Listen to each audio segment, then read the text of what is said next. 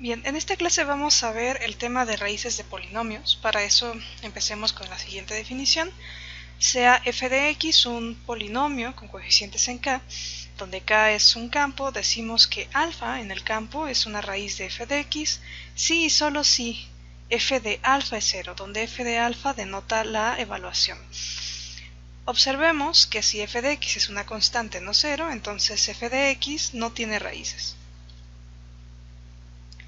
El teorema que vamos a ver se llama el teorema del residuo y este nos dice, si tenemos un polinomio f de x con coeficientes en k, un campo, y alfa, un elemento del campo, entonces el residuo de dividir f de x entre x menos alfa es la evaluación, f de alfa. Para ver la prueba vamos a utilizar el algoritmo de la división. Por el algoritmo de la división, para f de x y x menos alfa, obtenemos dos polinomios, q de x y r de x, tales que f de x se puede escribir de esta manera, donde el grado de r es menor estricto que el grado de x menos alfa, y sabemos que el grado de x menos alfa es 1. Es decir, el grado de r es 0 y eso pasa si r de x está en el campo, es un elemento del campo. Entonces, evaluando en justo alfa, obtenemos esta igualdad, que f de alfa es igual a q alfa por alfa menos alfa, esta parte 0, más r. Gracias al teorema anterior tenemos el siguiente corolario. Sea f de x un polinomio con coeficientes en k y alfa un elemento del campo, entonces alfa es raíz de f de x si y solo si x menos alfa divide a f de x. Para la demostración vamos a considerar q de x y r de x dados por el algoritmo de la división aplicados a f de x y a x menos alfa. Entonces alfa es raíz de f de x y solo si f de alfa es 0. Por el resultado anterior tenemos que f de alfa y r de x coinciden, entonces r de x es 0 y f de x se escribe de esta forma. Entonces obtenemos también que f de x es x menos alfa por q de x. Es decir, x menos alfa divide a f de x. Si f de x es un polinomio con coeficientes en k y tiene una raíz alfa, notemos que f de x no es una constante no nula, por lo que el grado de f pues no es 0. Por otra parte, por el corolario anterior, sabemos que x menos alfa divide a f de x, es decir, existe un polinomio q1 de x de manera tal que f de x se escribe de esta forma. Ahora bien, si alfa es raíz de q1 de x, podemos hacer el procedimiento anterior y q1 de x se escribiría de esta forma, x menos alfa por un polinomio q2 de x. Si tomamos esta igualdad y sustituimos en esta otra, obtendríamos para f de x una descomposición de esta forma, x menos alfa al cuadrado por q2 de x. Continuando con este proceso, obtenemos que f de x es de la forma x menos alfa a la m y multiplicado por un polinomio qm de x, y además el grado de f, sabemos por las propiedades que tiene el grado, que es la suma de estos dos grados, del grado del polinomio x menos alfa a la m y el grado del polinomio qm, y esta parte es m. Notemos que para que podamos concluir este procedimiento, pues necesitamos que el grado de f sea distinto de menos infinito, es decir, que f sea un polinomio no nulo. Esto motiva la siguiente definición. Sea f de x un polinomio con coeficientes en k, tal que el grado de f es mayor estricto que 0. Esto de antemano nos dice que f no puede ser ni el polinomio 0 ni una constante. Y tomamos m un natural.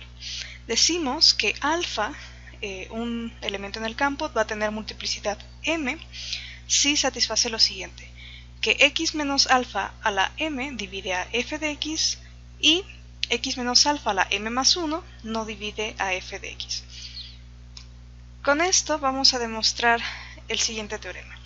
Sea f de x un polinomio con coeficientes en k con grado mayor estricto que 0.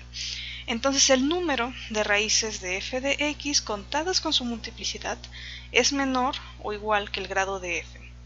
Más aún, f de x se puede escribir de esta forma, donde todos los alfas que aparecen aquí son raíces de f de x en k. Las mi's que aparecen en los exponentes son las multiplicidades que tiene cada uno respectivamente. Y por último, g de x es un polinomio que ya no tiene raíces en k. Veamos la prueba.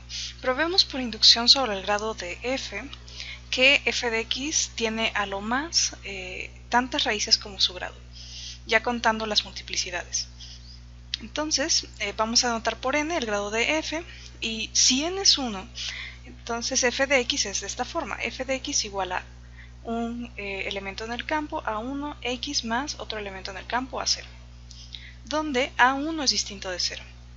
Si tomamos una raíz cualquiera de f de x, al momento de evaluar sabemos que eso nos tiene que dar 0, y de aquí podemos despejar alfa. Recordemos que estamos trabajando en un campo, entonces los inversos multiplicativos existen y los inversos aditivos también. Entonces alfa sería de esta forma necesariamente. Por lo tanto, f de x va a tener a lo más una raíz. Supongamos ahora que si n es mayor o igual que 1 y también supongamos que cualquier polinomio, g de x, que satisface que su grado está entre 0 y n, g de x va a tener a lo más el grado de g, raíces contadas con sus multiplicidades. Ahora bien, si f de x no tiene raíces, entonces es claro que tiene a lo más n raíces. Si alfa es una raíz de f de x y escribimos m1, la multiplicidad de ese alfa, m1 es mayor o igual que 1, y tenemos también que f de x se escribe de esta forma: x menos alfa a la m1 por g de x. Dado que la multiplicidad de alfa es m1, alfa no puede ser raíz de g de x. Esto lo tenemos por el teorema del residuo, y tenemos que g de alfa necesariamente no es 0. Luego, utilizando también la propiedad del grado, tenemos que el grado de f, que es n, es igual a la suma de estos dos grados, y esta parte, el grado de x menos alfa a la m más 1, sabemos que ese grado es m1, de donde obtenemos que el grado de g sería n menos m1. Observemos que si beta es una raíz de f de x, sabemos que f de beta tiene que ser 0 por una parte. Pero si beta es distinto de alfa, al momento de evaluar, obtendríamos esto como producto: beta menos alfa a la m1 por g de beta. Estos serían dos elementos en el campo que me están dando 0, entonces necesariamente alguno de ellos tiene que ser 0. Pero si beta es distinto de alfa, esta parte no es 0, y esto implica que g de beta tiene que ser 0. Así, si tomamos una raíz de f de x distinta de alfa, esa raíz también es raíz de g de x. E inversamente, cualquier raíz de g de x sería raíz de f de x. Ahora bien, si n es igual a m1, entonces tenemos que el grado de g es 0, porque el grado de g era n menos m1, y g de x es un polinomio constante no nulo. Así, g de x no tiene raíces, y por la observación anterior se tiene que la única raíz de f de x sería alfa. Por lo tanto, f de x tiene a lo más n raíces contadas con sus multiplicidades.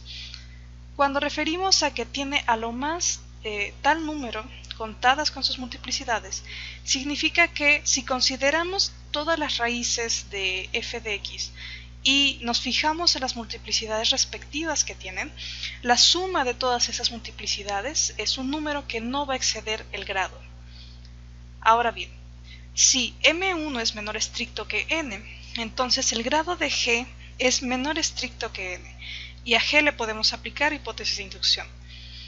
Por hipótesis de inducción, g de x tiene a lo más el grado de g, que es n menos m1, raíces contadas con sus multiplicidades. Por la observación anterior, sabemos que si beta es una raíz de f de x que no es alfa, que es distinta de alfa, esa raíz beta es una raíz de g de x. Por lo que f de x tendría a lo más m1, que es la multiplicidad de alfa, más n menos m1, que es la multiplicidad que tiene a lo más una raíz distinta de alfa, considerada como raíz de g de x. Esto lo tenemos por inducción. Entonces, si hacemos la suma, tendríamos que f de x tiene a lo más n raíces contadas con sus multiplicidades.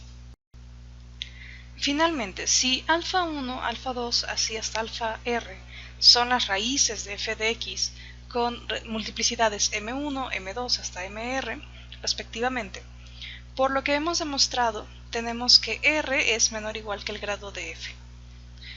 Ahora bien, si alfa 1 es raíz de multiplicidad de m1, sabemos que existe una descomposición para f de x de esta forma, donde alfa 1 ya no es raíz de q1 de x. Si alfa 2 es una raíz distinta de f de alfa 1 y es raíz de f de x, sabemos también por lo anterior que alfa 2 debe ser raíz de q1 de x, y no solo eso, sino que también tiene la misma multiplicidad, en este caso denotada por m2. Así, q1 de x se puede expresar como este producto, donde q2 de alfa 2 es no 0 y q2 de alfa 1 es no 0. Si continuamos con este proceso, tenemos que f de x se puede escribir de esta forma, donde aquí aparecen todas las raíces y aquí aparecen todas las multiplicidades respectivas, donde qr de alfa i es distinta de 0 para todo índice entre 1 y r. Notemos también que una raíz de qr sería una raíz de f de x. Entonces qr no tiene raíces en K, ya que si no también sería raíz de f de x y tendría que coincidir con algún alfa i. Esto termina la prueba.